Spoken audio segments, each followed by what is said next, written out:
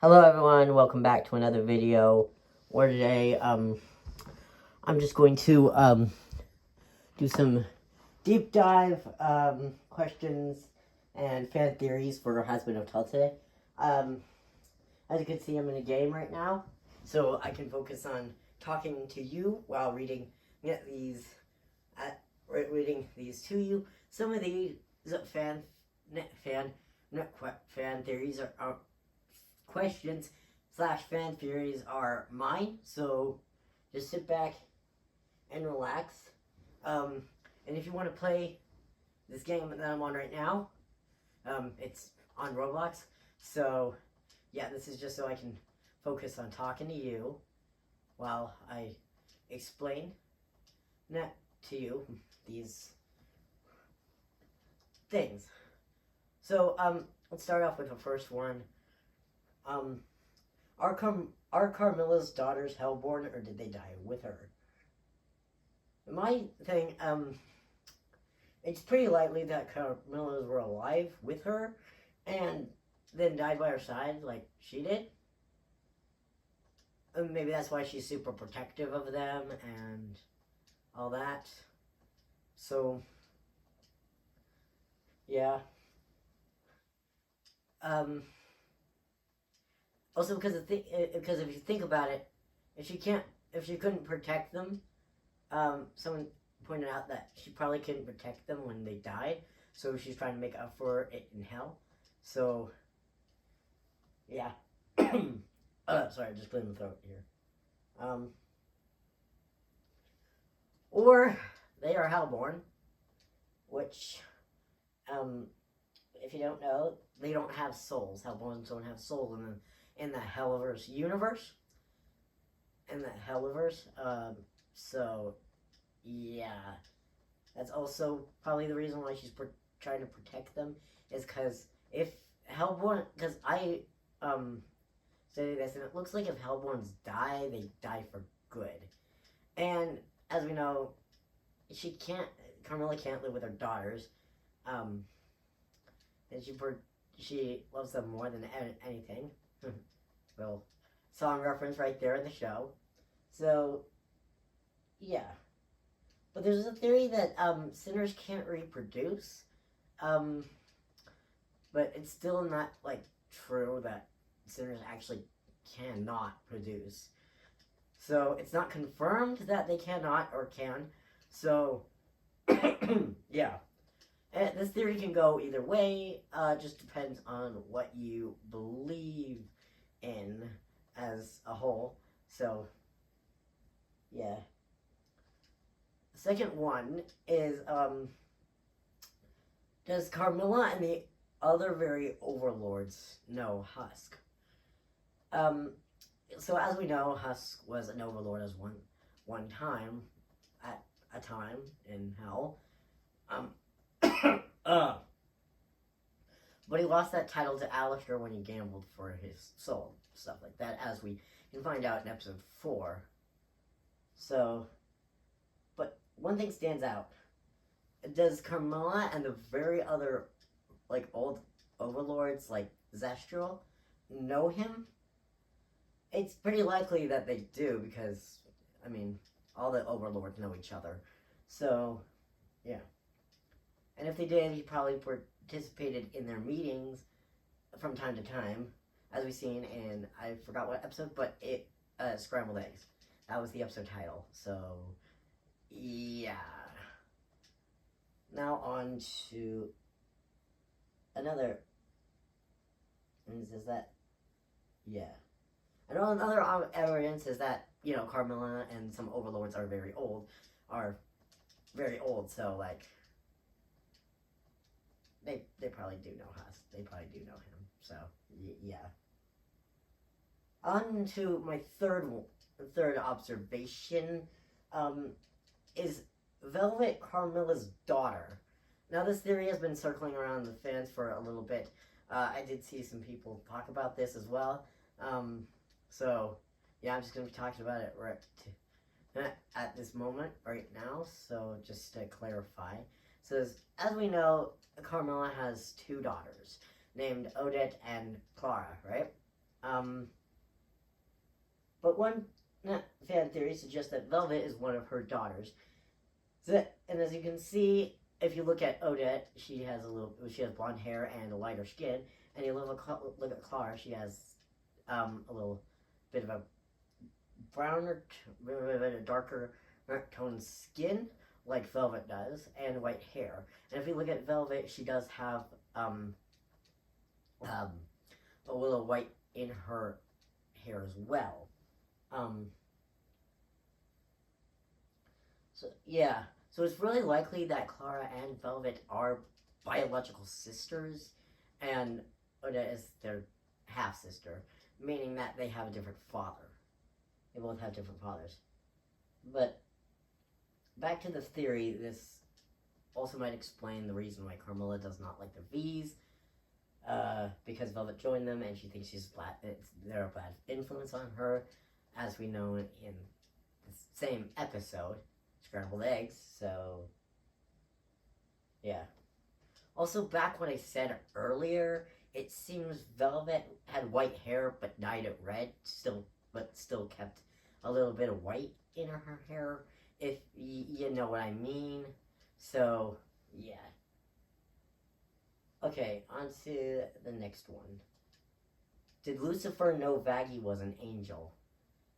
In episode 5 of Hazbin Hotel, Dad Beat Dad, we see Lucifer greeting Vaggie with a hug, not getting Vaggie, what the heck? Greeting Vaggie with a hug, right? But if you look at the scene where he pulls away, he looks up to where a halo should be. Also, don't mind the face just there on this game. I don't know why it's there, but yeah, he looks up to where a halo should be. And as we know after the episode, episode right after that, Welcome to Heaven. Episode 6, right after that, Welcome to Heaven. That Vaggie is an angel. Is a fallen angel. So it's possible that he knew she was an angel. And I mean, ignore what just happened on screen too.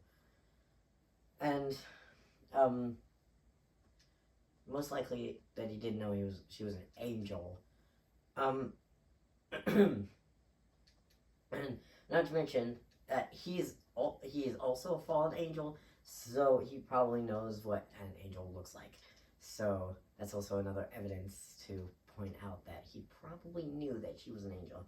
I just missed all those blocks, but who cares? Okay, now this next one, I'm going to get a little serious since I saw someone comment. Now I have this theory in for season 2. I'm going to explain it in this thing. So, yeah, basically, my next one is at number 5, and it's why Charlie and Emily will never work out. See, as I said before, I saw someone say that they have a theory that Charlie and Vaggie will break up in season 2, and Charlie will get with Emily. I have something to break to that person. That is probably not going to be true. As we can know, some evidence I want to point out is that Charlie loves Vaggie and not Emily. Also, Charlie hasn't known Emily for a long time, only about, I don't know, about a few hours maybe. So, yeah. A few hours, I would say, she knew her, so yeah. So you can't get together with someone you just knew. Can't get together with someone you just knew. And before you guys say, well, Charlie and Vaggie got together, when they knew each other, I'm like, I predict that they were friends when Vaggie found her. When Charlie found her. So, at first, and then they confessed their feelings towards one another. So, yeah. And, I know, and Charlie did get mad at Vaggie for hiding that fact that she was an angel, but But that still does not mean that Charlie does not love Maggie, because she forgave her in the end, and you know is still with her. So yeah, I don't know what the problem is here.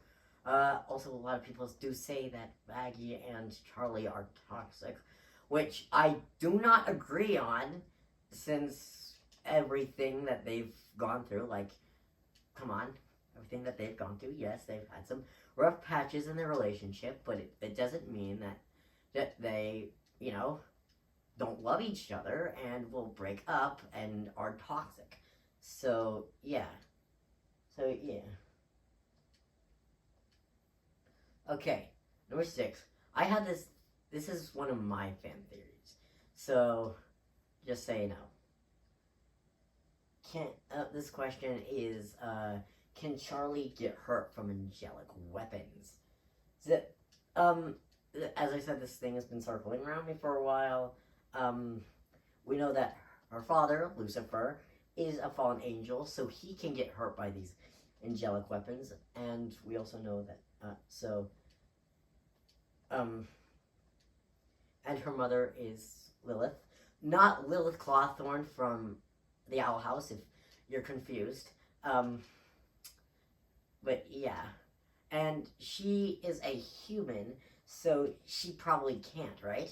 Because they only reveal that sinners and hellborns can get hurt from these angelic weapons, not humans and stuff like that.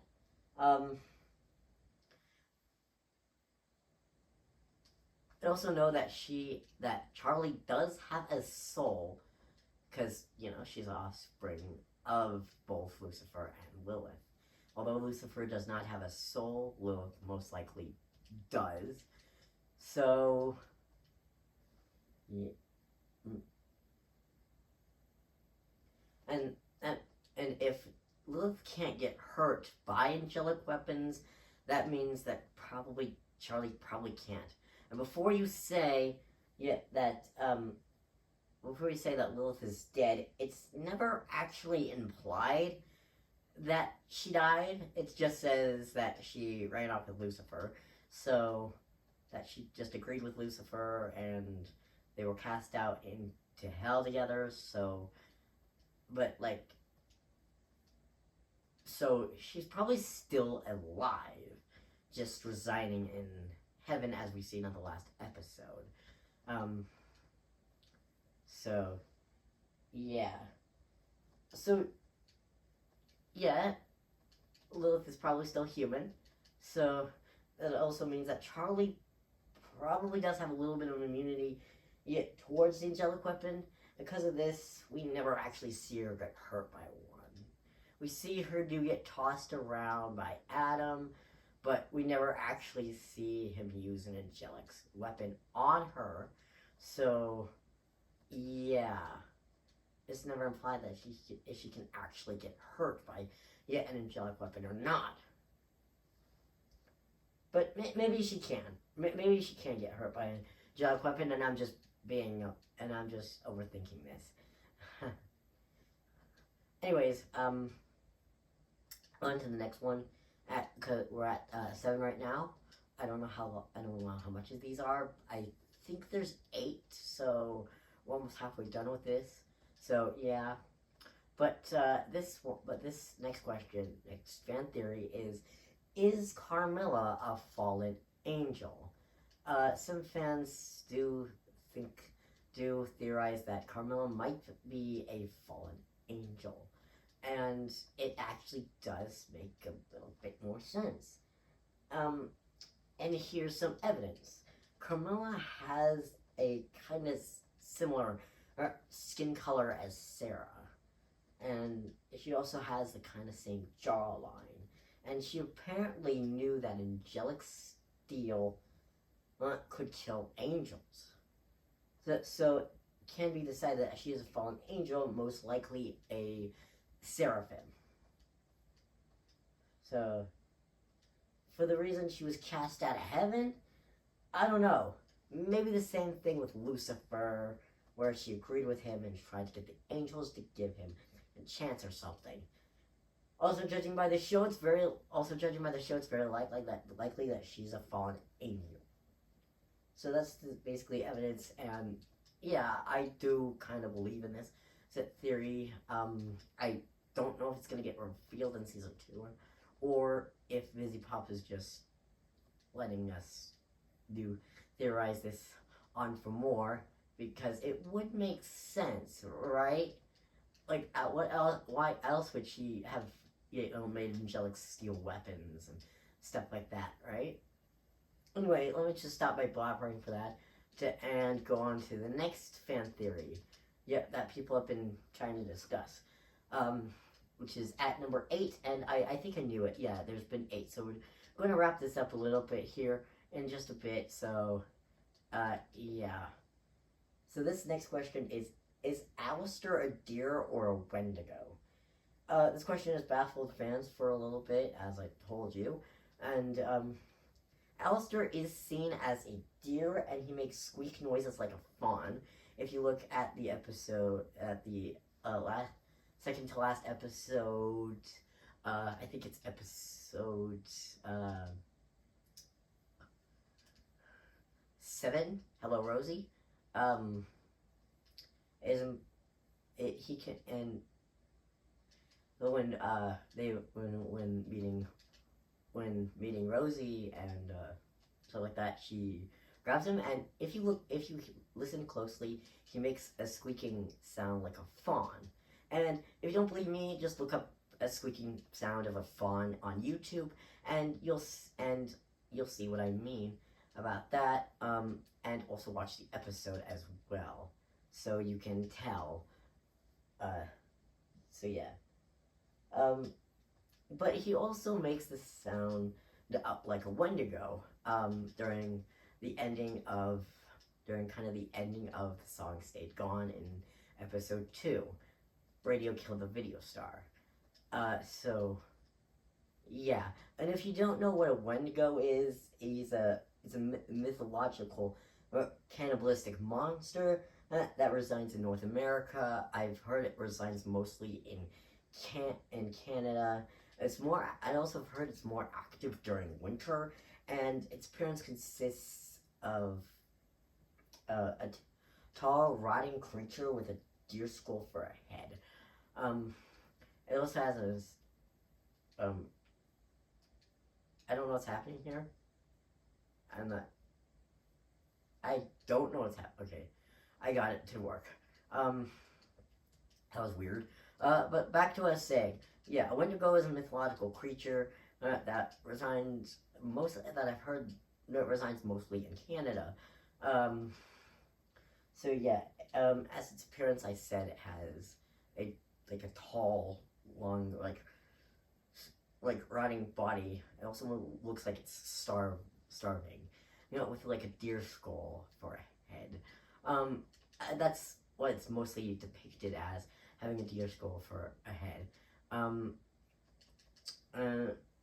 And also it has an insatiable hunger, and it goes around convincing others to be a cannibal like it.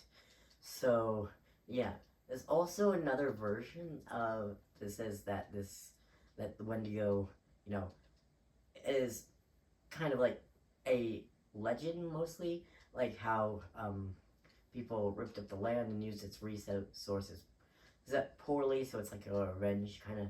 It's a vengeful spirit kind of, if you know what I mean. But back to it, I get why people associate Alistair with a Wendigo.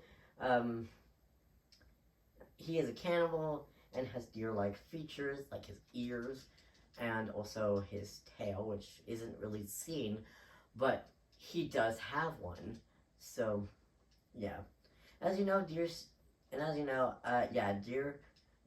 deer tails are pretty small, so, But, due to the squeaky noises and,